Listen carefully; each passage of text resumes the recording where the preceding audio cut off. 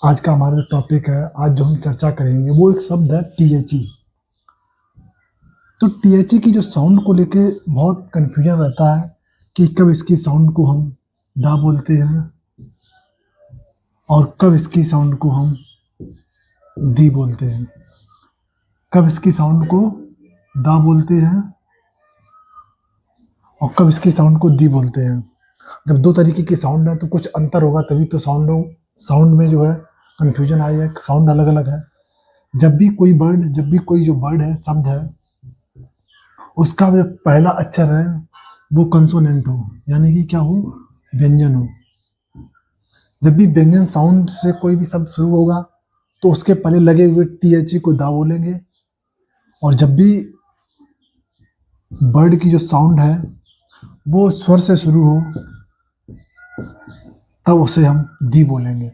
Example समझो, जैसे हमने लिख दिया बॉय, तो बॉय की जो साउंड है वो पहला अक्षर बी है, बी की साउंड व्यंजन साउंड है, तो किसका प्रयोग करेंगे हम, टीएचई। लेकिन इसे पढ़ेंगे क्या, द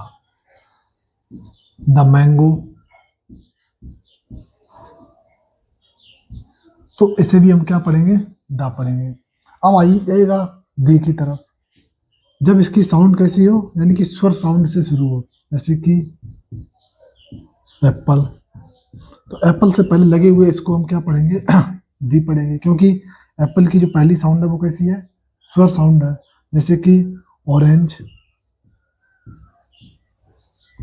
जैसे भी आगे लगे हुए टीएचई को हम क्या पढ़ेंगे, दी पढ़ेंगे।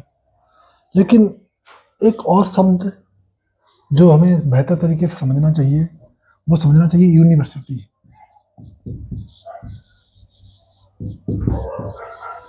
अब यूनिवर्सिटी देखने में तो यहाँ पे स्वर है, लेकिन इसकी साउंड जो है वो व्यंजन साउंड है, क्योंकि यू लिखते हैं ऐसे, तो यू को ऐसे लिखेंगे यूनिवर्सिटी। तो यहाँ पे अगर इसके आगे हम दा लगाएंगे, इसके आगे हम टीएचई लगाएंगे, तो इसे हम क्या पढ़ेंगे, क्योंकि साउंड व्यंजन साउंड है, तो क्या पढ़ेंगे, दा पढ़ेंगे।